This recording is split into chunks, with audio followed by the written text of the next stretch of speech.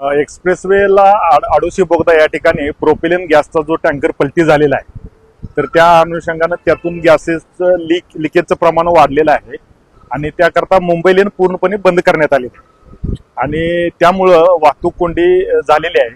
तर पुणा लेनची जी बाजू आहे ते पूर्ण खालापूर टोल प्लाझा इथपर्यंत वाहतूक कोंडी गेलेली आहे। जी पुण्याची बाजू आहे तर ती पूर्णपणे 10 ते 12 किलोमीटर लांब गेलेली आहे वाहतूक कोंडी।